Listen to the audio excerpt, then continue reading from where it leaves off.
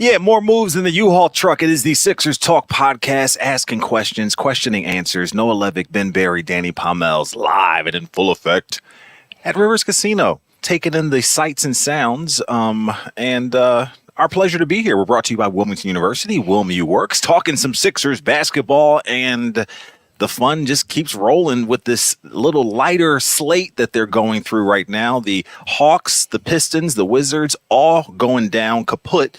And Joel Embiid, a monster, a man among men, or however you want to describe that. He's just been a pleasure to watch. Front runner for the MVP right now, leading the league in scoring on a ridiculous stretch of 9 games of 30 and 10. And 30 plus, I believe he's done in 9 straight. And yeah, many of them have had 10 plus rebounds.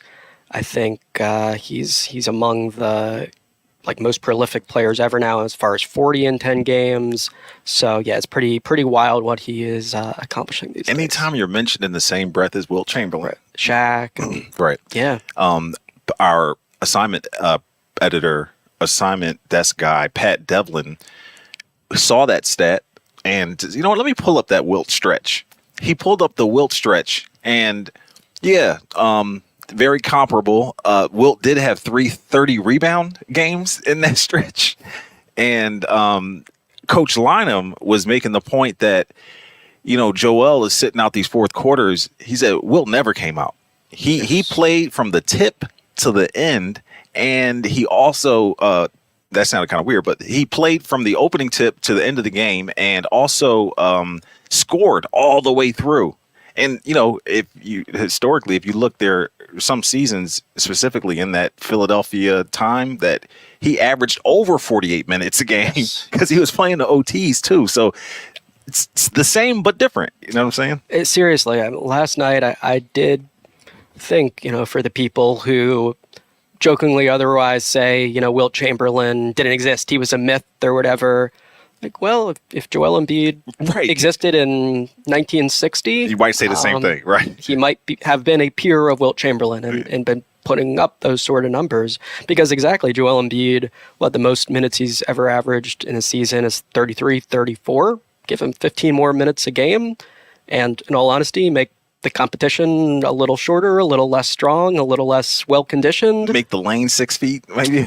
Yeah. I mean, it is really clear now that he is an historically great basketball player, an offensive player who would have been fantastic in any era. And sure, these days, there's a lot of pace, and his ability to draw free throws perhaps might not have been quite as great if he was playing in 1993 or what have you. But no, I think you place him in any context, and this is a guy who would not struggle whatsoever to pile up 30-plus points, to lead the league in scoring, and to just be overwhelmingly dominant against the large majority of opponents. And as you said, this stretch of opponents is one where his talents are especially shining, and he's just merciless. There's a real, I think, a ruthlessness to his game that is so prominent these days, where the Sixers will see no one can guard him in the middle of the floor, or he's got a mismatch in the post, if another team dares to go one-on-one, and it's just an automatic productive possession for the Sixers. He is just extraordinarily reliable. And yeah, as you said, these numbers are not hurting his case for a repeat MVP when we return to that conversation months down the line. And, I didn't intend to start the pod as the Embiid-Wilt comparison, but it's interesting because, Joel scoring on all 3 levels, something that Wilt didn't have the chance to do because there wasn't a 3-point line for a lot of the time he played. And on top of that, it's so, you don't even get credit for this because there's really no place to give credit for that. But Wilt was the man from the day he started playing to the very end, where Joel sucked in high school. He had so many strides and things to go through to get to where he is now. Obviously didn't grow up playing basketball, soccer, volleyball, and maybe those things helped him somehow with the ball skills and footwork and things like that along the way. But just an interesting comparison suddenly when you think about the structure and, like you said, the little time difference, like if Joel was back then, I don't think it would be much different or even more dominant. You know what I'm saying? So yeah, who knows? Right. I don't want to doubt Wilt Chamberlain's dominance. of course, I think, yeah. I don't think that's the point, but no, absolutely. Yeah. But like Joel Embiid, I think it's fair to say he looks like a player who wouldn't be miles behind someone You're like Wilt. tiptoeing around the subject, but No, I'm not trying to. I'm just saying, I'm not saying you, but I mean personally, in my mind, I'm like, man, am I looking at this the right way? No. Yeah, I mean, I think it's so hard to just place someone else in another era and know exactly what would have happened. But yeah, we're doing our best, and Joel Embiid clearly is like unrivaled in some ways in this era. As far as the comparison, Wilt Chamberlain was not a good free throw shooter. Mm-hmm. Joel Embiid is an elite free throw shooter. They both are fantastic at drawing foul shots and just being impossible to guard without fouling. But of course, with Embiid, it's so valuable that he's now up near 90%, which is the best mark of his career. And I think if Wilt had that same ability, maybe he averages 60 in a season, So with Joel Embiid, clearly he has those little tricks of the trade in his game and frustrates opponents with how he'll maybe pump fake and then lean in a tad. But I think it's undeniable at this point that there's a lot of skill in the fact that he's leading the league yet again in drawn free throws. And man, that this is a 7-foot player who is really close to 90%. That is on the table for him this year. I recall Yao Ming was an 85, high 80s sort of free throw shooter. Dirk Nowitzki was close to 90 over his full career, but I struggle to think of other guys who were that tall and that automatic at the foul line and just so valuable for Embiid that both with the drawing and the making of free throws, he's at the very, very top of the game right now. No, you make some excellent points because as dominant as Joel Embiid is, his game is not just Shaquille O'Neal or just Wilt Chamberlain. There's some Dirk in there. There's a little bit of, a little point guard, point center type stuff that's going on. And as well as the assist numbers are way up. And, James Harden put on a clinic last year with sharing the basketball, leading the league in assists, but with his absence is providing opportunity for other guys on the team who will have the ball in their hands more to make opportunities and plays and things like that. Joel is really embracing that. And he's just a hybrid type of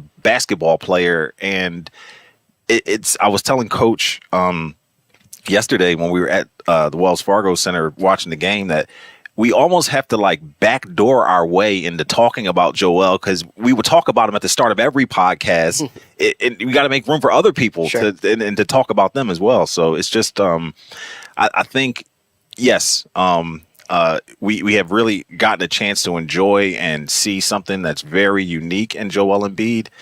Coach did bring up the point that, regular season Joel is one version, but postseason Joel isn't quite the same dominant force that he is. So there is room for him to grow, and I'm sure that's definitely something in the front of his mind, but just a very unique and exciting player.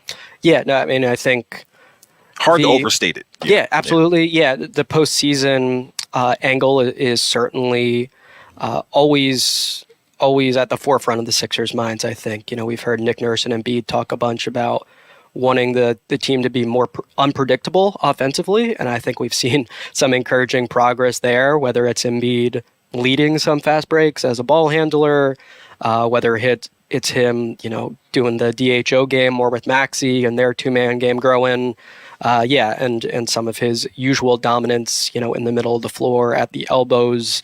So I think some of that variety and unpredictability offensively has been really positive, but the Sixers won't be facing the Detroit Pistons in the playoffs. So they won't, right? So we need to note that context. It doesn't mean that we should just ignore this discussion of how incredible a basketball player Embiid is, or neglect to note that he got the 30 points last night in the first half. Yes, 0.5 seconds left in the second quarter. And 10 rebounds. Right. That's literally like freshman versus varsity kind of stuff, right? In the boards.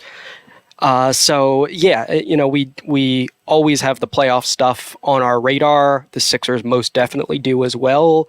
But of course, it's important to rack up the regular season wins, try to give yourself the best possible playoff seed. And with Nick Nurse, we know he loves getting a gauge on who his team is, what schemes they're able to execute successfully, which ones they need to toss aside. And, we're 20 odd games in, but I'm pretty impressed with how the Sixers have had just significantly more variety on both ends of the floor. And it's not like the experimentation has been a lot of trial and a lot of error. I mean, they're a 16-7 ball club right now. And as we forecast, not hard to envision them winning the next 3 or 4 games as well, and just really capitalizing on this stretch of the schedule. And it's interesting because, listen, they had some great regular seasons under Doc Rivers. Yeah. They had some great starts under Doc Rivers. And a lot of those times they were facing some adversity with Joel not being available, or the Ben Simmons stuff and all of that. They weren't 100% healthy, but still had some great regular seasons, some great starts. So this isn't necessarily, Nick Nurse doing something we haven't seen before. I do see a bit of a difference, though, because in some of these games that maybe they will be poised for a letdown against the Wizards, the Hawks, maybe not the Hawks, but, against the Pistons, Charlotte upcoming. I don't see that same, vibe with this team under Nick Nurse. It seems that they're just going to plow through these teams. Of course, any given day, any team can get them. Detroit has lost 21 straight. They will get a win here at some point. The Sixers play them again tomorrow, but I just see a little difference there. Am I wrong, or do you see a little bit of difference in how the team carries themselves and doesn't necessarily play down to their competition? I agree. I think that's felt a little better. I think just sample size wise, it's a little too early for me to be sure of that. But no, I agree with you. I think the one exception that stands out is that game in DC where Embiid's, saved the day, right? And otherwise they the 50-point game. Yeah, the Sixers were bad Over defensively. 12 from 3 to start the game. Yeah, over 13. Was it over 13? Okay. I believe. Yeah. And just the defense from the first to the fourth quarter was very much subpar. But hey, they found a way to win. And then, yes, I think especially the last two, the game feels over after 5 or 6 minutes, Nurse right? mentioned they learned something from that Wizards game after the second Wizards game, that they didn't want that to happen again and came out with a lot of focus and intensity. Right. The response was strong, and I think you collectively felt it wasn't sufficient that they got the win. They knew that was a C-D sort of performance for them, just in terms of what they're capable of doing. And man, Embiid is just such a unstoppable first quarter player. Mm-hmm. I mean, he's coming out of the gates so hot, 19 against Detroit, and it feels like the exception to the rule these days when he's in single figure scoring after the first quarter. I think the offensive rebounding from him has been great, really contesting for boards, using his physicality inside, getting the Sixers extra possessions and easy points. And poor Isaiah Stewart. Yeah, boy. and he, of his own volition, ended the night early. Patrick Beverley got under his skin, and then he picked up the flagrant 2 foul. Right. James Wiseman fouled out in 16 minutes. So, yeah, you feel bad for the Pistons a little bit, just as a neutral, but clearly Joel Embiid does not. He's happy to score a bunch of points and be extraordinarily dominant against whoever's in front of him. And yeah, I think he deserves a bunch of the credit for what you're talking about with the general success, handling business. But I think across the board, the Sixers have been pretty good about, not playing down to those opponents and really piling up the games now where the starters just are not required for the fourth quarter. They can enjoy the Jaden Springers and Furkan Korkmazes of the world, doing their thing in the fourth quarter. In all of that, Joel Embiid has been so much fun to watch. And the jump shot has been really magnificent. The fadeaways, the threes, the stuff inside. I am really enjoying seeing the opposing team's bench's reaction to some of his shots and some of his jumpers. You can see a little cutaway and they're just like, I just would love to know what the little banter among them is about Joel, because he just has it going on. And when you think, good offense is better than good defense, and he's just like hitting jumpers in their face and fading away and the double teams, and it just does not matter. But all that fun, Noah, we've gotten the I guess is quintessential at this point. The quintessential Joel Embiid scares of when he goes down. He went down against the Hawks in the fourth quarter. I think it was Avila that made a roll on his knee against the Wizards on a loose ball, or one of those guys, kind of got him. Are we still processing that the same way? Are we still like, seeing that, expecting like another shoe to fall type of thing with these, scares that he's had with the guys, rolling on his knee or him hitting the deck hard or things like that? Yeah, I think you always hold your breath a little. Definitely the one you refer to against the Hawks. Yeah. That seemed especially concerning because he did finish the game out. And was questionable for the next one. Questionable for the next one. He insisted he was fine, and clearly the performances indicate he wasn't lying there. But yeah, he was noticeably grimacing and holding the knee. And we know the Sixers understand how important he is. Will not play him if anything is legitimately wrong. But yeah, I think it feels honestly rather fortunate that he's only missed a few games so far. He had the illness, which sounded pretty significant. That sidelined him for 2, and I believe has missed 1 other. But if he stays at this rate of availability, the Sixers will be thrilled. And as we've talked about a million times, it's all about when Game 1, Round 1 arrives. Is he at or close to 100%? So it very much seems like Nick Nurse's mentality is it shouldn't be necessary for guys to just get random games off here and there. They are well-conditioned NBA players who are entirely capable of going out there every night for the most part, and we know Embiid feels the same way. So yeah, no signs yet that there's any reason to deviate from that philosophy, but always with him, if there's any little wince or grimace or whatever, it is very much fair to ask questions about whether that's lingering or whether it's prudent to sit him out or what have you.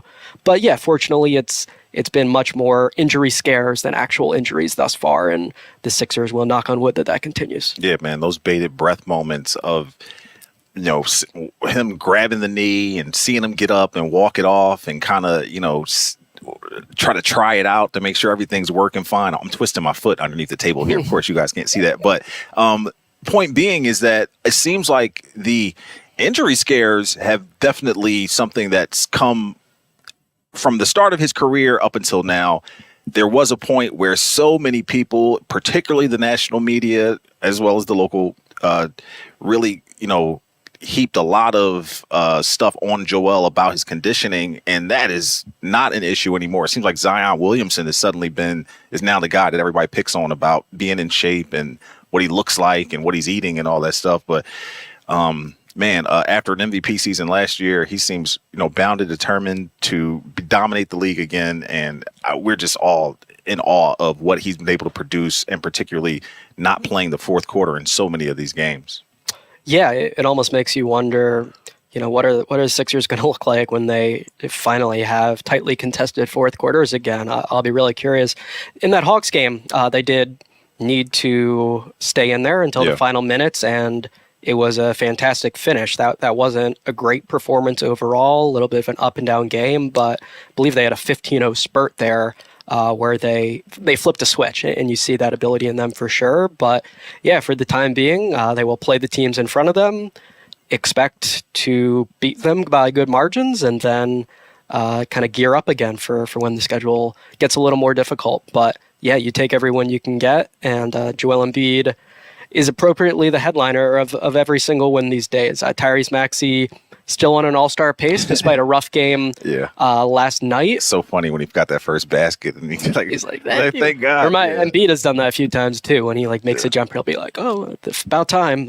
So yeah, Tyrese Maxey, still a fantastic shooter, still, I think, on pace for an all-star nod, but I don't think it's unfair that, as you said, we always have to start with Joel Embiid. He is the crown jewel, as Brett Brown called him. That has remained so true. Yeah, I'm sure it helped that after he had the injury scare, banged up his knee or what have you against the Hawks, that there was no Daniel Gafford for the Wizards in the next game. So he's like, oh, well, I'll just fry whoever. Mike Muscala, former teammate. And Mike Muscala helped out Sixers fans with the Brickin' for Chicken promotion. Yes. So They, I think, still have, I think that was an 8-piece night too. Somebody else missed 2 free throws. yeah, there was another miss subsequent, but Mike Muscala, I think, is someone that Sixers fans still Have a lot still of have a love good for, opinion for. Tyrese Maxey is a Sixer thanks to him, and some folks got some chicken as well thanks to those misses. And we're playing the Pistons in this home and home right now. They go to Detroit. They get an easy win. Hopefully that continues here as the Sixers are trying to build up some victories to kind of climb up the Eastern Conference ladder a bit, hovering around 4th and 3rd there. But Tobias Harris, once again against one of his former teams, shows and proves. And listen, on nights when Maxey doesn't have it, someone else needs to step up. Tobias was that guy. And, I really don't know what to say about the type of player he is because, Kate Scott talked about a lot on the broadcast that a lot like several athletes. I mean, someone that comes to mind is Cole Hamels. They still are very entrenched in these communities of teams that they used to play for. So Tobias is still, doing things in the Detroit community as he is here in Philly, as he is in Orlando or LA, where other places he's played. But on the court, he's pretty solid, and he showed that last night with 20 plus. Yeah, first time since I believe November 21st. So it had most definitely been a slump for him, and you could feel Nick Nurse trying to be encouraging, having conversations about him with Tobias about ways they could use him better, and just continuing to preach that they want him to be aggressive, to take open threes. Yeah, it's against the Detroit Pistons, so in general, 20 points in an efficient game doesn't mean quite as much as it would as if that had come against the Boston Celtics. But yeah, it was I think good for the Sixers to see him smiling a little more and knocking down I think 3 long range jumpers, doing some of what had been really successful for him earlier in the year with just attacking in the open floor and early in the shot clock. And the Sixers will hope this gets him trending in a better direction. It had definitely been a stretch where the numbers were underwhelming, and then also just the vibe wasn't great. He's a guy who's hard on himself, and he was taking a lot of fair criticism, and I think was certainly beating himself up for not producing at the level he feels he can. But yeah, nice game against Detroit, and he'll want to keep stacking those. He's certainly capable of doing better than he had in the last few weeks, and I think for the Sixers and Nick Nurse, they understand there's a bunch of ups and downs in a season. They're, of the belief that everything tends to even out. But yeah, for Harris, I think the expectation is now he's going to start trending up a little bit. And Sixers would love to see it. Nothing like a get-right game against the worst team in the league. And Kelly Oubre also getting in on that fun, having himself a good night. His best game since he's returned after missing a month with that fractured rib. And, man, what an electric guy. I'm having that inner dialogue, Noah, of how, the playoffs will tell a lot. But Melton and Oubre seem like winning players that you would like to have on this team. I don't know what they might produce or how they would perform in other schemes, but it just seems like those are 2 guys I hope the Sixers can keep around longer than this season because both guys need to be re-signed. Yeah, Oubre's free agency is obviously going to be fascinating, and don't expect he'll be signing for a minimum again. He certainly helped himself out a lot. But yeah, this was his 4th game back from the injury, and I think you saw a lot more of that confidence as a scorer. Wasn't jacking up ridiculous shots, but really just automatic, as a scorer against that Detroit second unit. And I agree with you. He's slot in really well as a role player here. And I think Nick Batum as well is another guy who looks, in all likelihood, provided he's still around, that he'll be a core member of this playoff rotation. And you talk about fitting well next to Joel Embiid. I mean, Batum's entry passing and those little quick one more passes and the defensive versatility. I mean, all these tools are so fantastic next to Embiid, and you can understand why Embiid loves playing next to the guy. Yeah, man. It's interesting because the pressure is there for this team from the fan base, from them, internally. But I almost think they might benefit a little bit from not being front runners and just having a chance to kind of grow and come together, and then hopefully they'll, really bring it on in the second half of the season in some of these tough matchups and games that they've lost. They'll learn from those things and then be a better team on the other side of the All-Star break, or, come 2024 or what have you. I just feel like, not having the pressure of, Joel's already won the MVP. He's got a scoring title. And, some of those things, not having the, Doc Rivers as this marquee coach, and, what's going to happen with Harden and Simmons, like some of those things have like died down. So I feel like that might benefit them in the long run. That's just a perception I have. Yeah, no, I think I agree with that. I mean, I think a lot of it's just contingent on what happens or what does not happen before the trade deadline. Yeah. I mean, I think it's very... So much more basketball to go, but... And yeah, that as well. But I mean, I think it's very safe to assume Daryl Morey is going to be having a lot of phone calls and discussions, as he always does. So that'll be swirling around. I don't think it'll distract or bother these guys very much, but certainly if there is an impactful trade or two that shakes up the team, then you've got to recalibrate, and you've got to yet again teach like a new version of the team. You've got to have that 3.0 Sixers adjustment. And Embiid's talked a lot before about how he thinks the Sixers generally have lacked cohesiveness, and they've been very active and made all these huge moves. So if Morey and the Sixers feel there is a trade or trades that can improve their team, obviously they'll do it. But I think based on what we've seen so far, they do have the ability to contend and to beat the Celtics and the Bucks of the world, just based on the fact that they've got the MVP, they've got still an all-star level point guard, and pretty positive stuff thus far from the role players they've assembled around that group. So yeah, way too early to prognosticate. And I think we will do a thorough reassessment once the trade deadline is passed. But I think I'm on board with what you're saying, that just like the notion of allowing all this to keep gelling, and that being a team that can maybe finally get it done in the playoffs, doesn't sound ludicrous at all. I think Sixers have given their fans a lot of reasons to feel good about the current roster. You mentioned the Bucks, and I almost bust out laughing because I was like, Zapruder film looking at Giannis run through the tunnel last night. He scores a franchise. I'm sure everybody saw it, but Giannis scores a franchise record, and they think the Pacers took the game ball because their rookie scored his first points, and he's running through the tunnel and arguing with Tyrese Halliburton and Lloyd Pierce. There's always a Sixers connection, right? Sure. But and of course, we have seen the ire of Giannis before as Sixers fans when he was trying to shoot free throws. I'm sorry, I got to keep it together. But the latter, yeah.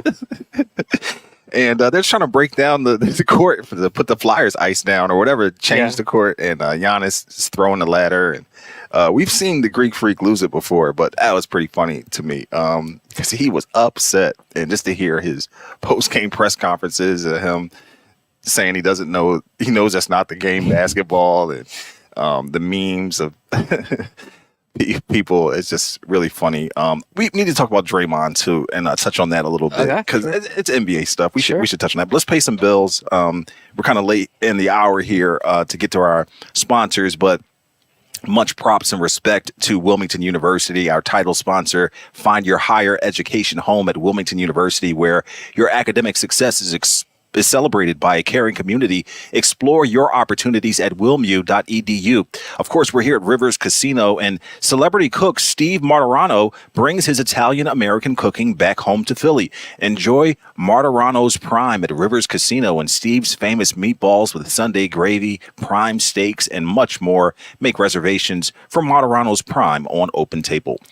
Back here on the Sixers Talk podcast, talking a little bit about Giannis before we had to pay our bills, and fun player to watch, and I think he's kind of charming in some ways, but it was funny to see him lose it a bit after the game in that Pacers matchup, and that coupled with Draymond Green basically sucker punching Yusuf Nurkic in the Warriors Suns matchup. There's always drama in the NBA, and this stuff has nothing necessarily to do with basketball, but if you haven't had a chance to check out the Draymond fight and nonsense compilation that's out there, look at your face. It is very indicting, I always say, just because he's being suspended indefinitely based on a accumulation of instances and things that he's done. And when you look at a reel of all those things and the stuff that he's already done just this season with the Rudy Gobert choking thing and stuff like that.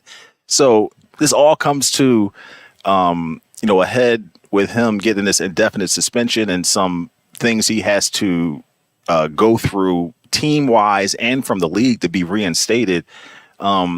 Are you surprised no one has tried to punch him in the face yet? I mean, come on, man. Like, it's only so much a bully can do before someone steps up and stands up to them. I'm just surprised of all these years he's been in the league that no one has taken it there, because he goes there all the time.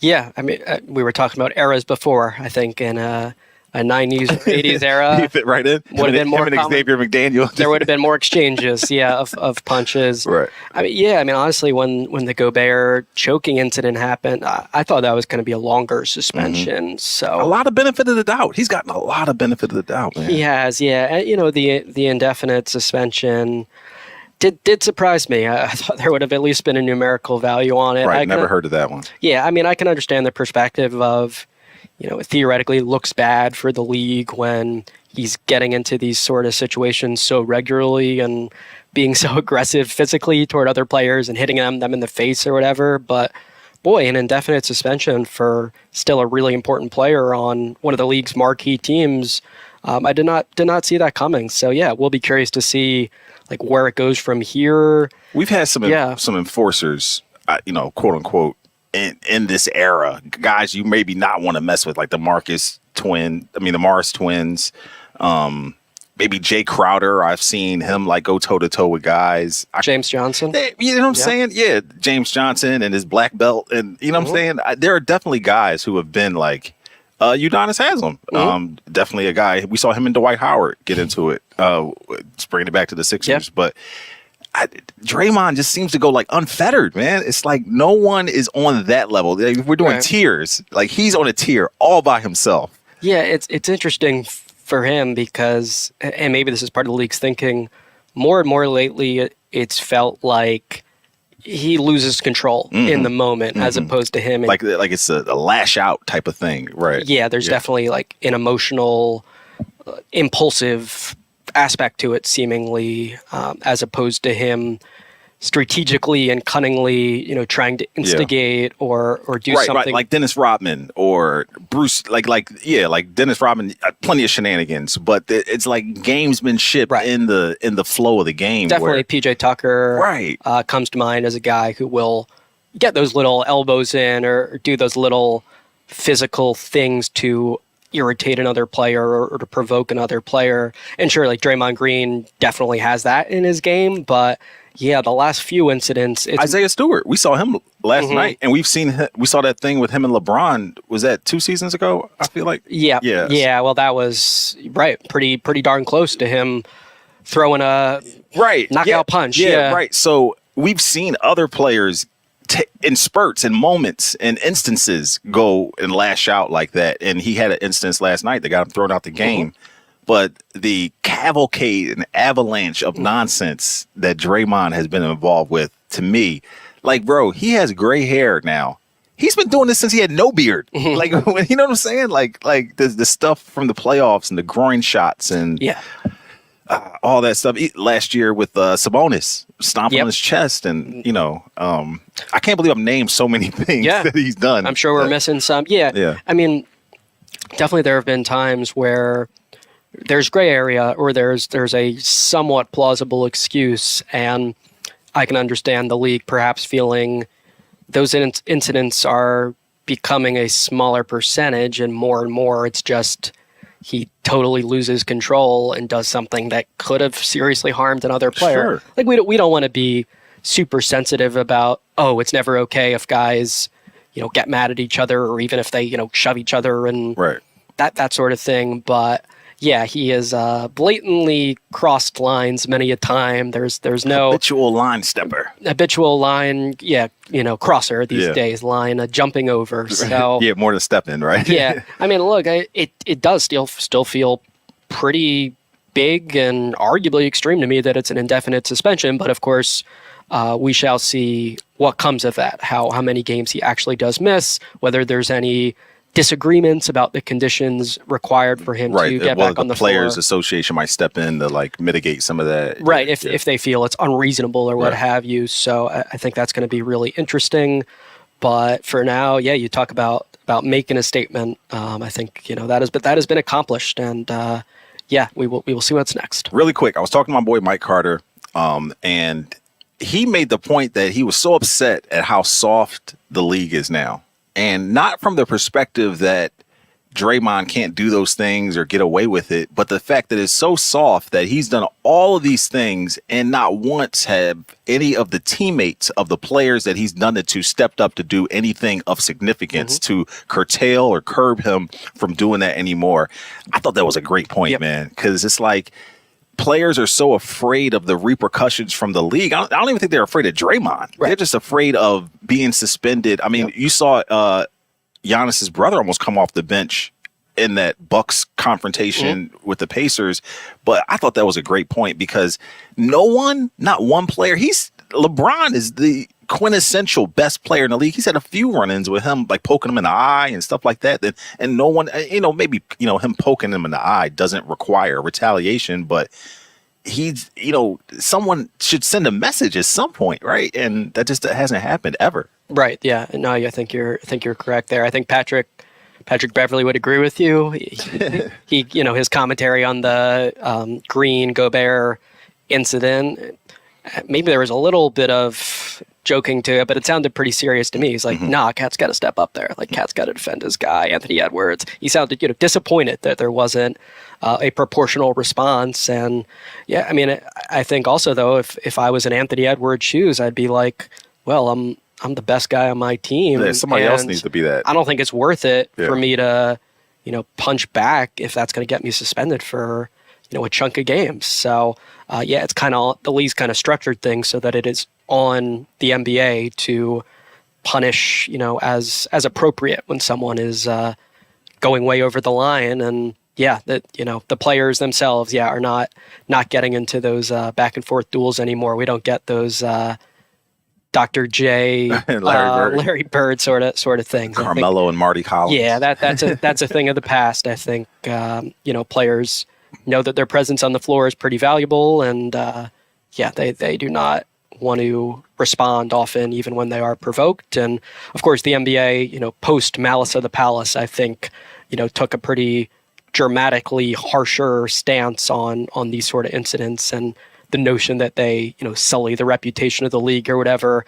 I think there's a lot of gray area there, a lot of things you can look into as far as how that's panned out. But hey, I do at least on a basic level understand the sense of like, you don't want it to be okay for guys to just like punch each other and only, get away with a few game suspension or whatever. You want to ensure that the health and safety of your players is paramount. And, this is one aspect of that.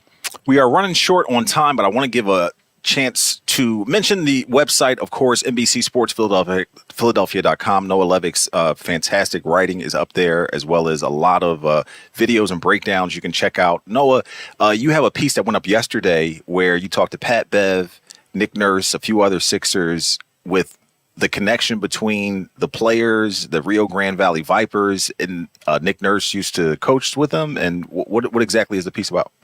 Yes, so I believe I talked to 9 guys for the piece, and I believe there are 10 That's connections. not a sound to sift through.